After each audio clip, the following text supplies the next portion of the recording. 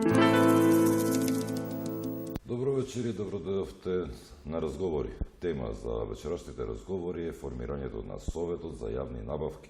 Кое е неговото својство, кои се барањата од Советот, потешкот ид, електронскиот систем, обуки и соработка.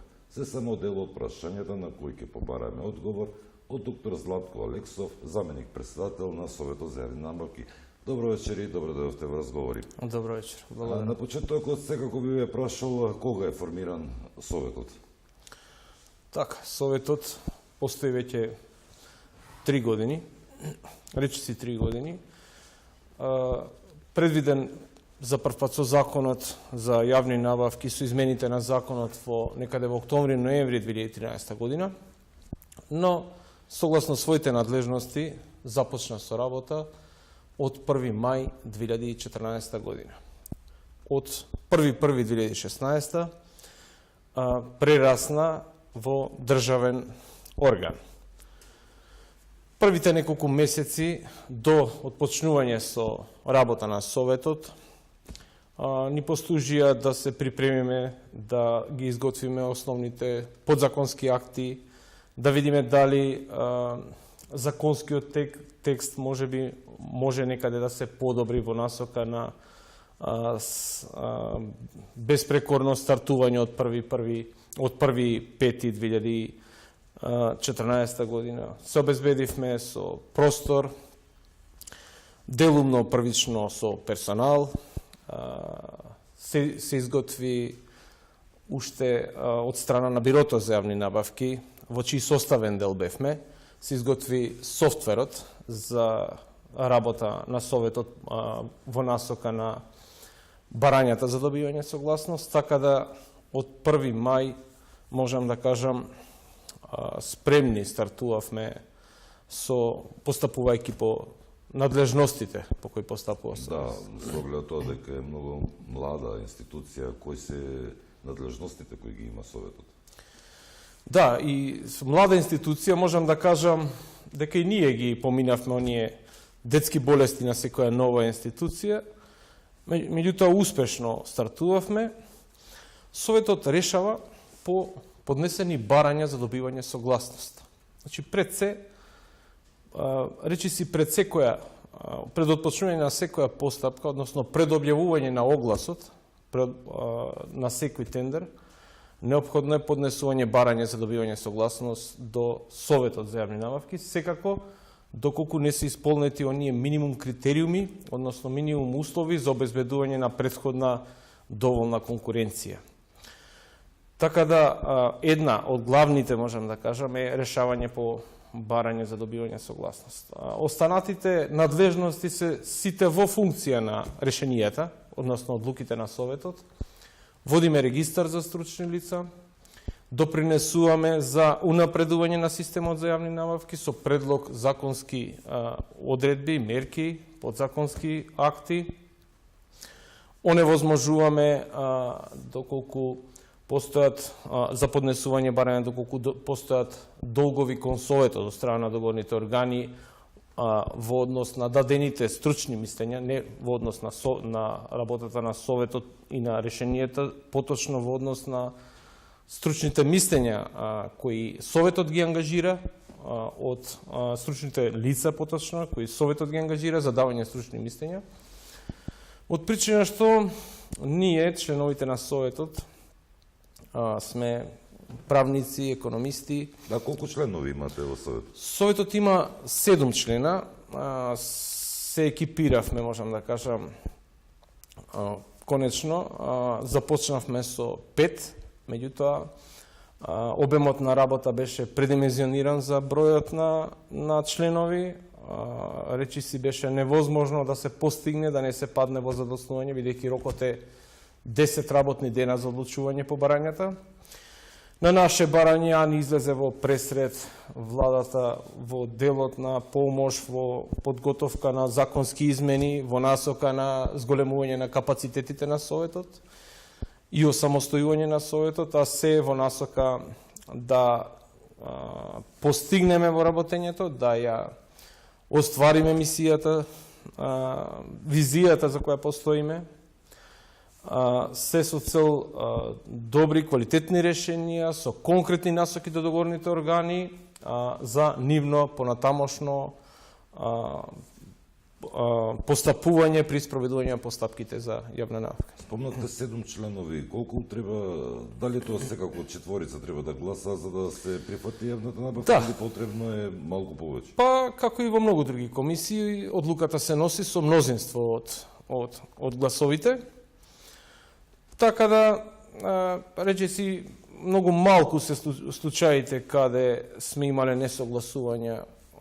Можам да кажам веќе после 3 години, речеси, постои усогласеност во ставовите кај членовите на Советот, така да немаме проблем во тој дел во одлучувањето.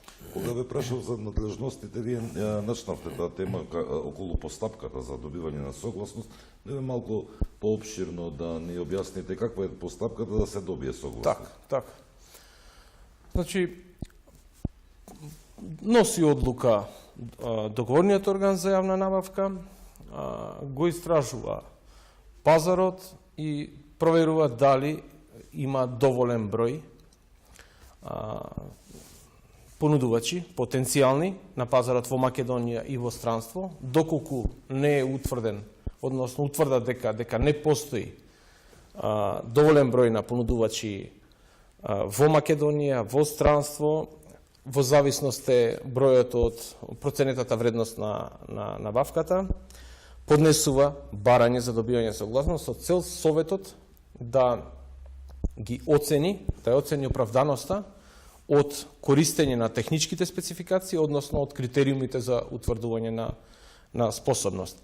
Значи, Советот врши еден вид екс-анте контрола на постапките и како концепт мене пред се многу ми се допаѓа од причина што најдобро една работа е системски да ја превенираш, да ја спречиш во корен, да ја спречиш пред да настанат понатамошни евентуални штети. Еве, како што знаеме, пример, бидејќи порано работе во здравството, најмногу се вложуваше во превентивно здравство.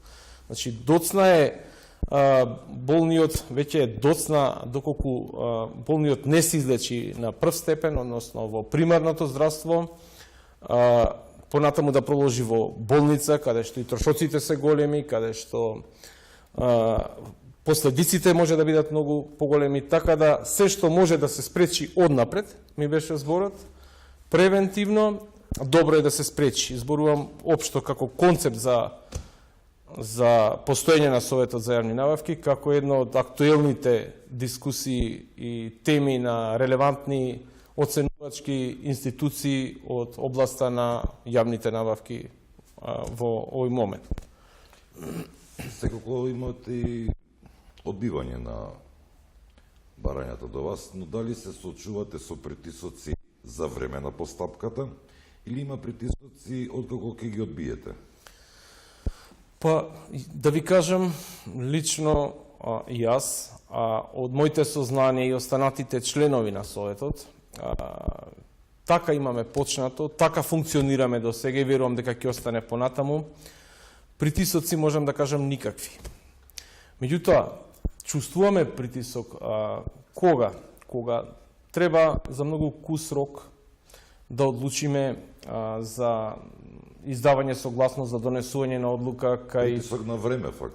На време, да, каде има постапки такви, каде што само имаме 3 дена рок, треба да одлучиме за лекови, за деца, треба да одлучиме за набавка на струја, треба да одлучиме за многу кус рок за проблеми поврзани со бегалската криза, каде што проблеми поврзано со болести кај луѓе, кај животни, каде што болеста може да прогресира. Тоа ве следи што со земјотресите. Секако, да, со земјотресите настанаа штети кои обиколницата и така натаму кои не дозволуваат спроведување на редовна постапка, застоите, односно роковите за редовната постапка може да допринесат за многу поголеми штети отколку да се превенира, односно да се реагира веднаш. Ние и во тој правен основ, кога се поднесува барање од крајна итност, верувајте, во решенијата наведуваме и ги посочуваме секогаш одредбите од законот да се обрне внимание, иако е скратена постапката, иако е нетранспарентна, да се имаат во предвид начелата на Законот за јавни набавки, кои секако важат и кај овој вид нетранспарентни постапки. Значи, иако е кус рок, треба не со првиот, не со единствениот, не со оној што сметате дека постои, туку да направите се да обезбедите конкуренција, иако е кус рокот, да се обезбеди транспарентно, да се обезбеди конкуренција и овде да се внима, да се посвети внимание на начелото најдобра вредност за парите. Што друго можам да кажам, дека го чувствуваме како лична перцепција притисокот. Притисок имаме кога слушаме најразлични озборувања, кога дознаваме за неточни анализи, што би рекол квази анализи, кога се омаловажува потребата, постоењето, оправданоста од постоењето на Советот, целисходност од постоење на Советот. Дури одредена институција, ако верувате, во своите истражувања или анализи се обиде да каже дека треба да се направи кост-бенефит, да се оцени оправданоста, станува збор за во материјална смисла, во пари, оправданоста од постоење на Советот. Па, како да станува збор за одредена производна компанија која се занимава со производство на лекови, на производи или некоја услужна дејност, каде што се гледа обртот или за колкав период ќе се види чарот од работењето, иако за нас кост-бенефит или целисходност не може да се претвори во пари, но сметаме дека заштитата, стоењето на браникот на јавниот интерес представува резултат на евентуална кост-бенефит анализа. Меѓутоа имаме придобивките кои што ги имаме од Советот. Да, веднаш ќе прејдам и на придобивките. Знаете, се она што ни пречи и ни представува притисок да функционираме добро, се тие критики, меѓутоа, да кажам, да не делувам филозофски, значи се што не убива не прави посилни. Значи, верувајте, иако кост-бенефит анализа не може да се направи, имаме многу добри резултати. Значи, тоа го покажуваат податоците од Бирото за јавни набавки, од извештаите на Бирото за јавни набавки, од Државната ревизија, од Државната комисија за жалби по јавни набавки. Значи, сите оние табели, анализи и податоци за работењето на Советот во изминатиот период се позитивни. Па, ќе набројам неколку од нив. До постоење на Советот, до 2014 година, бројот на понуди се намалувал. Од 2014, од постоењето на Советот и постапувањето по надлежностите, бројот почнува да се зголемува. Не се зголемува драстично, бидејќи како што констатира и Државната ревизија, постојат и други фактори за незголемувањето, значи моментално е лошата политичка состојба, намалената, што предизвикува и намалена финансиска кондиција на добрните органи, релативно мал пазар е Република Македонија, но и покрај тоа Советот успеа да го сопре падот и да тргне трендот по нагорна линија. Бројот на понуди расте.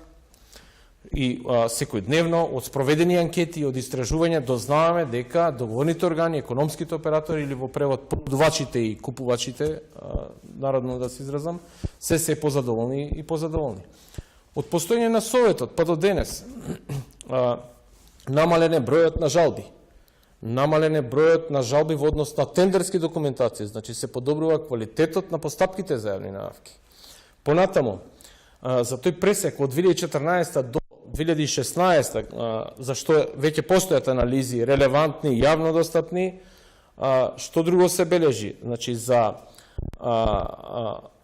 склучени се од година во година расте бројот на договори, се намалува вкупната вредност на склучени договори за јавни набавки, што значи и зафаќањето е само 8% од некогашни 13-15 паѓа на 8% од GDP, што значи дека за многу помалце средства се склучени многу повеќе договори, а задоволени се исти потреби. Сега би сакали да го оцениме системот една оценка со тоа како функционира за разлика од европските системи, бидејќи ние сме многу млад систем, колку успеавме да се приближиме кон тој европски систем за јавни набавки. Да. Пак ќе го поврзам со делот од критиките кон Советот и оние, да ги кажам, во наводници притисоци кои ние ги чувствуваме. Значи, во повеќето анализи се наведува нема таква институција никаде во светот. Прво, не е точно. Ја посетивме Унгарија, може би и наскоро и Италија. Меѓутоа и да не ја посетевме, значи имаме релевантни факти и податоци дека такви институции постојат. И се занимаваат со еден вид превентивна екс-анте контрола пред отпочнување на постапката за јавна набавка. Значи во Унгарија постои во рамките на кабинетот на премиерот надлежности на тело кое се занимава со контрола на огласите, контрола на крупни круцијални проекти што се од јавен интерес на државата. Значи мора да поминат прво таму, после тоа може да се објави оглас. Слично можам да кажам и со многу позасилени ингеренции и надлежности соодветно тело истото го прави во Италија. И кога би немало никаде, еве да било прво овде, што е проблемот прво овде да почне? Не е по директиви, па и самите директиви треба да служат на државите, на институциите, на подобрување на системите, како што многу работи во историјава почнале од Република Македонија, тоест од Македонија, што е проблемот и оваа работа да почне од Македонија, еве кога и не би била на друго место. Значи, наместо да се наведува во тие анализи дека подобрене квалитетот, зголемене бројот на понуди, за помалце пари се склучени повеќе договори, изговорот е или одговорот или заклучокот е нема никаде во светот, чекајте негде, ако не некаде прво нека почне, па дајте ние се вие или Македонија да не биде прва. Мислам, не гледам зашто. Се што е добро треба да се поддржи, да се прифати, ако е корисно, нека сме и ние таа пилот, нека сме ние тој пилот проект во Европа, апсолутно, им се понудивме и на представниците од Сигма, кои представници од Сигма кои имаат врска до јуни оценска мисија за претходната година во оценската мисија да дадат извештај и очекуваме овој пат извештаите на Сигма да бидат врз основа на релевантни податоци и факти, а не врз основа на интервјуа, на анкети, на мислења. Значи, навистина, викаат и други институции исто така не ве сакаат. Тоа е доказ и потврда дека добро си ја вршиме работата. Значи, не сме тука да се сакаме, туку да си ја вршиме работата. Не се сака ни полицијата, не се сакаат ни судовите, ни докторите. Меѓутоа, таква е антикорупционерите, таква е нашата работа. Значи, сомнително би било ако не сакаат. Тогаш веднаш, знаете, во јавноста, кога некој се изразува позитивно за тебе, веднаш настанува сомнеш дека можеби исте во спрега и со некого функционирате со различен третман, према некого сте наклони, према секого исти. Значи, работата, и немаме никакви дискрециони права. Значи, пишува исто во наводите, дека постапуваме по дискрециони овластувања, значи во превод како сакаме. Не е точно, апсолутно. Секогаш, кога не се дава согласност, во решенијата ги наведуваме точно законските одредби кои се спротивно, кои не се испочитувани. После дискрециони права преголеми има Советот. Само Советот секогаш дава позитивно мислење. Некогаш од прв пат, некогаш од втор, некогаш трет пат, но како ни една друга институција секогаш завршува со позитивно мислење. Какви се тие дискрециони права? Исто така, како многу ретко кои други комисии во државата, ние имаме рок да одлучиме од 10 дена. А ако верувате дека до сега се решени 47.000 предмети Да, тоа беше за 3 години. Тоа е огромна работа. број на предмети, И каков при е тоа- видот на предметите и барањата кои што стигаат до вас. Да, ќе ви го кажам и тоа. Значи, Советот постапува по околу 12-13 правни основи. Дали спецификациите одговараат на потребите, односно дали се оправдани, дали во спецификациите има дискриминаторски елементи, односно дали некого фаворизираат, дали некого оневозможуваат за учество. Ако некогаш се наведуваа фиксни параметри, ние во решенијата предлагаме, наведуваме, препорачуваме, задолжуваме поточно да се наведат минимални параметри, минимални карактеристики. Фиксните ги претвараме во минимални со цел да се даде можност на понудувачи со понуди со подобри карактеристики да учествуваат. Понатаму, следен правен основ е утврдување на оправданост од користење на критериумите за утврдување на способност. Значи, многу често може да се случи критериумите да не се директно поврзани со предметот на набавка или да се непропорционални со предметот на набавка. Например, има договорниот орган потреба од одржување на 2 возила, се случува да бара да економскиот оператор има паркинг плац од 1000 квадрата, што е непропорционално со барањето. Исто така, наведува да има вработено 20-15 сервисери или не знам, други барања кои не се пропорционални или па не се директно поврзани. Значи да, не знам, сервисот да имал и место кафуле или да не карикирам игротека и така натаму, што е неповрзано со предметот на набавка, со крајната услуга, која што треба да се побара од договорниот орган. Значи, тоа го цени Советот во овој втор правен основ. Еден од правните основи е што пред малце го спомнав, за оправданост од користење на постапка со преговарање некогаш во 4 очи, така наречена, каде што Советот има само 3 дена да ја оцени оправданоста од користење на волку кратка и нетранспарентна постапка. Понатаму Советот постапува нови 3 слични правни основи се кај рамковната спогодба. Советот постапува и оценува оправданоста на економски најповолна понуда, на продажба и давање под закуп на државен имот. Значи, Советот има надлежности и во други 2-3 закони, каде што се наведува дека прво се што не е наведено овде важи во Законот за јавни набавки, како што е случајот со концесии и јавно-приватното партнерство, каде што постапува Советот. Значи, како што кажав, постапува и дава согласност за издавање под закуп или продажба на недвижности кои се во собственост на Република Македонија. Значи, доколку се бараат некои надстандардни, специфични барања во огласот за продажба, се бара согласност од Советот. Значи, невообичаени, непазарни. На се кого бара одговарате вие?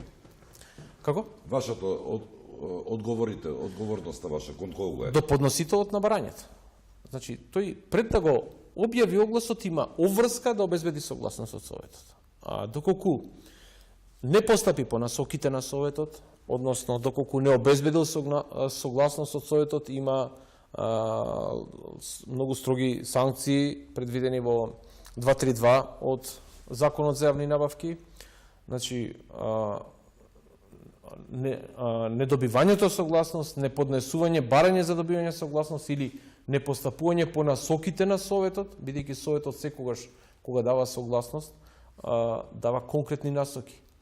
И наведува дека непостапувањето по насоките е на одговорност на договорниот орган, исто како да не добил согласност. Реколте дека има доста критериуми. Сега, дали спроведувате вие некои обуки за да можат поднесителите да ги запознат? Да, секако. Советот има обврска 2 пати во текот на годината да изврши обуки на стручните лица. Спроведува генерички обуки, односно обуки општи, поврзани со одредбите од Законот за јавни набавки. Значи, тие експерти кои ги користиме во регистарот, Советот води и регистар, една од надлежностите, користи стручни лица кои ги ангажира во постапките, и тие мора да го поминат курсот или обуката од областа на јавните набавки. Значи, не е доволно да се експерти и стручни лица од својата област, туку доволно е своето знаење и размислување да го насочат во корелација со одредбите од Законот за јавни набавки.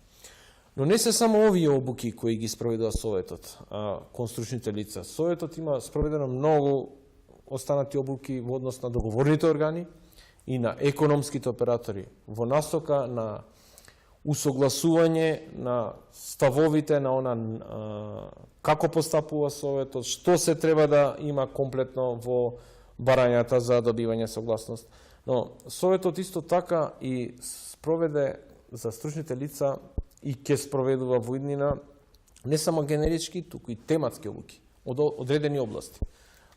Изминатиот месец спроведовме обуки, значи верувајте на сиот обем на работа, дополнително вршиме и обуки. Значи, ако завршиме некаде во 15 часот, после остануваме до 18-19 за обуки од тематски обуки.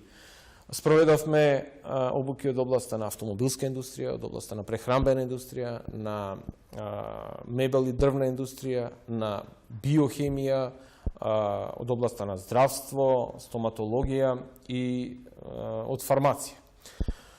Тие обуки се во насока на тоа повторно, не во насока ние да ги обучиме нив од нивната струка, но имавме потреба од усогласување на нивните ставови, кои знаеа во моментот да се дивергентни, односно да не ни помогнат, да се различни, да не ни помогнат за добивање на донесување на квалитетна одлука и конкретни добри насоки за договорниот орган. Така да, преку тие обуки, тематски, произлегува заклучоци, подпишани од страна на членовите на Советот и стручните лица, по кои заклучоци за одредени прашања кои во минатото биле неусогласени, во иднина ќе мора да се постапува. Секој кој ќе постапи поинаку, соодветно ќе биде санкциониран или преку одредбите од Законот за јавни набавки. Ги казнуваме стручните лица, оние кои имаат нестручни мислења од аспект на јавни набавки, иако ги поминале сите обуки, дел од нив се избришани, запишани се нови.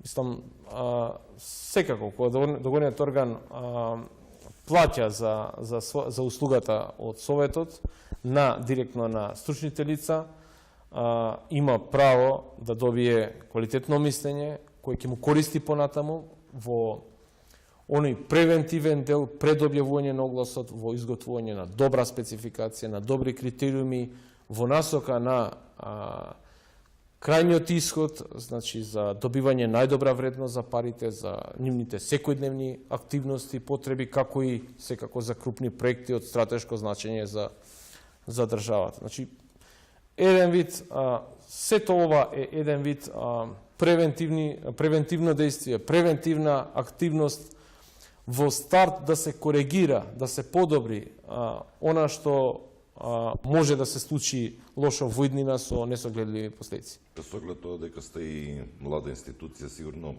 секојдневно разгледувате да воведете некои новитети во Совет. Па да, секако можам да кажам во мошнек усрок ќе почнат да се спроведуваат, односно да се поднесуваат електронски барања за добивање согласност. Ќе се објавуваат јавно решенијата на Советот за јавни набавки. Не само овие функционалности, Советот до сега неколку пати има поднесено предлози за измени на законот, се во насока на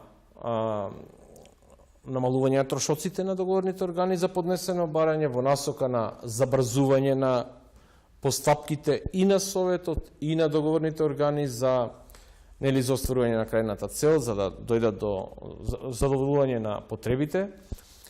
Така да предложивме законски измени во последни во октомври, со кои Советот предлага, а доколку се усвојат, нели, да може да се даде согласност уште при првото поднесено барање за добивање согласност, доколку станува збор за незначителни пропусти направени, значи да се искоригира и за да си продолжи веднаш со објавување на огласот. Дали тоа за прв пат беше? Одлично, да, за прв пат беше. Меѓутоа нема да застане тука. Планираме во јуни, планираме после одморите повторно. Значи видовме дека тоа го правевме и претходно, контактите со крајните корисници, но видовме дека има потреба сите тие претходни активности, разговори со станоци, со институции, издруженија, комори, не беа доволни. Значи има потреба и многу други, да кажам, стейкхолдери, понудувачи, купувачи и така натаму да се сретнат со членовите на Советот. Верувајте, имаше огромен одзив, имавме 200 присутни во текот на еден ден, ги распоредивме нели во неколку смени, да кажам, во неколку термини. Многу предлози од нив Советот ги оцени, ги прифати како корисни, многу забелешки што ги добивме, сметаме дека беа на место, дека ги применивме. За многу корисна ја оценивме оваа акција и верувам дека и понатаму ќе продолжиме со истата, од причина што не е доволно само да ги решаваш предметите и да го читаш законот секојдневно и да се затвориш едноставно и на овој официјален јавен начин да пристапиш до крајните корисници, односно тие до нас, со цел да видиме кои се нивните проблеми и како можеме да ги решиме значи на најбрз можен ефикасен начин. Продолжите со отворените врати во вашата дирекција или ќе посетите и одредени градови низ државата? Па не, како што ви кажав, ние вршиме обуки и можеби ги имавме посетено и сите општини уште на самиот почеток. Потоа продолживме, имаме соработка со Универзитет Гоце Делчев за целиот источен регион, направивме обука пред еден месец. Меѓутоа, отворени врати, акцијата Отворени врати ја правиме во Советот. Значи, можеби ќе треба бројот на денови да се зголеми, меѓутоа верувајте, преголем е обемот на работа и сето она што ќе го изгубиме во тој ден како решени предмети, тешко може да го надоместиме во текот на неделата, затоа што и 7 члена комисија, верувајте, не е доволно за толков обем на работа. Да, колков број на предмети, ако сето тоа се подели според бројот на членовите, огромен е обемот на работа. Па, верувајте, срекни сме кога под 100 барања имаме дневно, така да по околу 15-16 предмети по член на Совет. Треба да имаме во предвид тоа дека некогаш и ние немаме ден и ние не можеме да се очекува и проширување на составот на Советот. Не можам да знам, меѓутоа би ни било од корист, а се во насока нели за подобри решенија, за заживување на концептот, за застанување на цврсти нозе на Советот и така. Благодарам што гостувавте и што ни одговоривте на прашањата кои што ги поставивме. Да добивме одличен одговор, се надевам дека повторно, доколку има потреба, нашата телевизија повторно ќе бидете гостин во телевизија Ултра. Да, во секое време после работно време. Да, апсолутно. Почитувани, благодариме што и ова вечер бевте со нас. Останете со програмата на телевизија Ултра. Имате пријатна вечер. Да, после 16 часот. Опет толку да може.